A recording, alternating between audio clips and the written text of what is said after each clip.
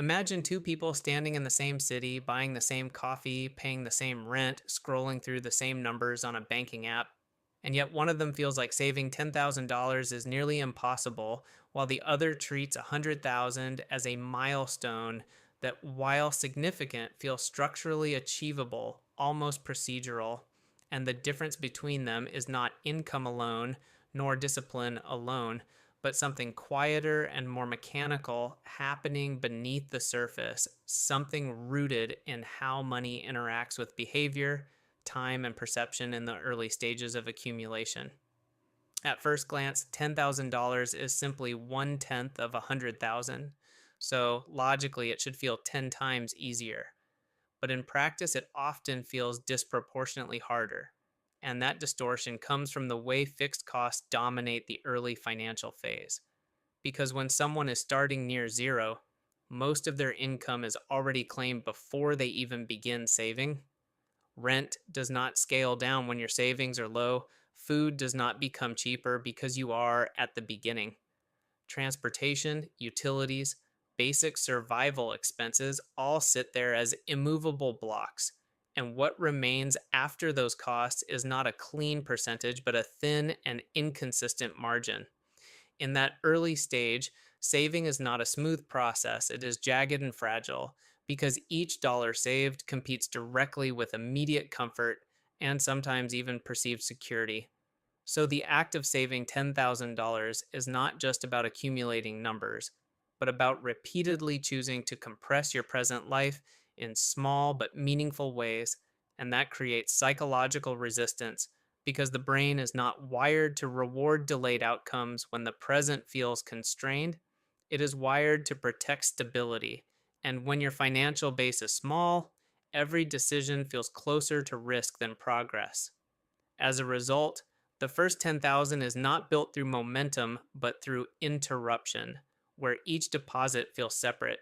Each step requires conscious effort, and there is no reinforcing feedback loop yet because the system has not begun to carry itself. And without that feedback loop, progress feels slow even when it is mathematically consistent. And that perception of slowness is what makes the process feel heavier than it actually is. Once someone crosses into higher savings levels, something subtle begins to change.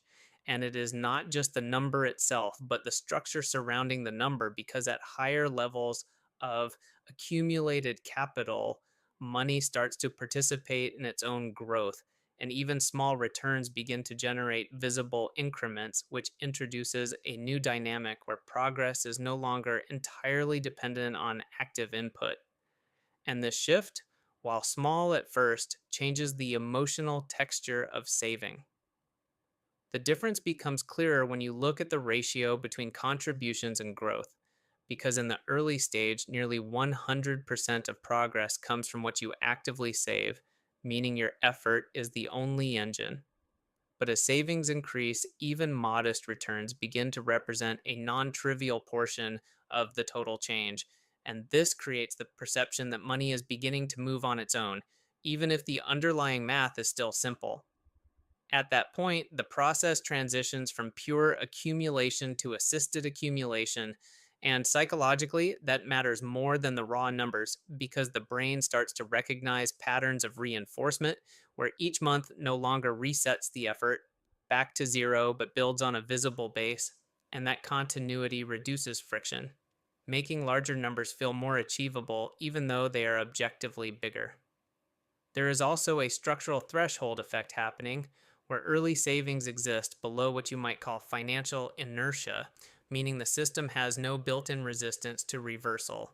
If an unexpected expense occurs, it can erase a significant portion of progress, which reinforces the feeling that the effort is unstable. But as savings grow, the relative impact of individual expenses decreases, and the system begins to resist disruption, creating a sense of stability that did not exist before. This stability changes behavior because when people feel that their progress is durable, they are more willing to continue the process, and consistency improves not because discipline suddenly increases, but because the environment becomes less punishing. And that shift in environment is one of the most underappreciated forces in personal finance because it explains why early stages feel disproportionately difficult. Another layer of this dynamic comes from income structure, because at lower levels of savings, income is often tightly coupled with time, meaning each dollar saved represents time that was worked and not consumed, so saving feels like sacrificing time twice, once to earn it and again to not spend it.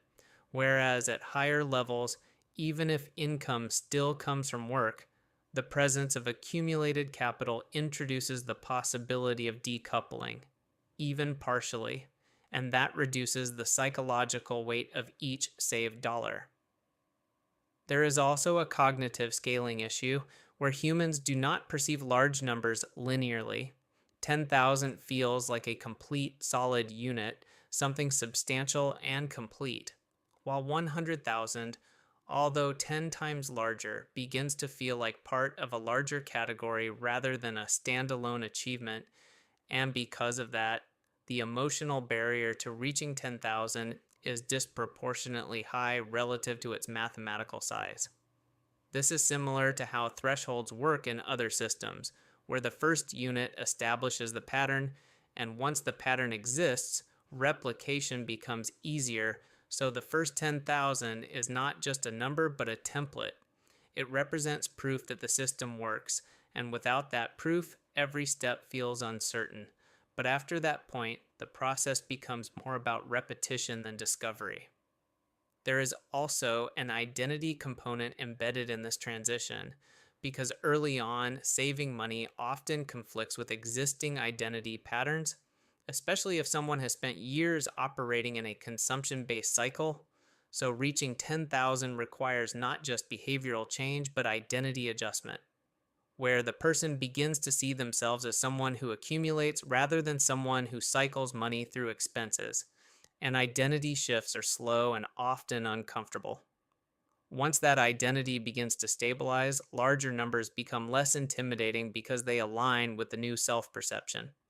And actions that previously felt restrictive begin to feel consistent, and that reduces internal resistance, which again makes larger targets feel more attainable, even though they require more absolute effort. From a purely mathematical perspective, the difficulty is also tied to percentage growth versus absolute growth, because moving from 0 to 10,000 is an infinite percentage increase, which means every dollar represents a large relative change. But from 10,000 to 100,000, the percentage increases become smaller even though the dollar amounts are larger. And this creates a paradox where the early stage feels volatile and difficult, while later stages feel smoother despite involving larger sums.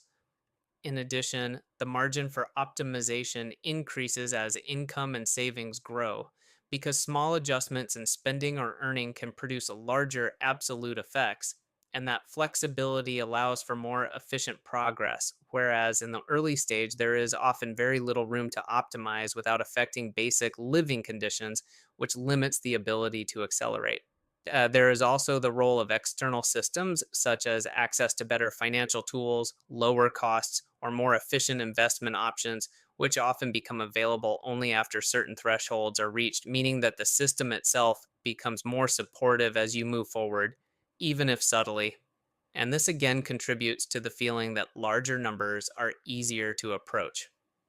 When you zoom out, what appears to be a simple numerical progression is actually a layered transition through different financial environments where the rules of the system change as you move through it. And the first 10,000 sites in the most constrained version of that system, where effort is high, feedback is low, and stability is fragile.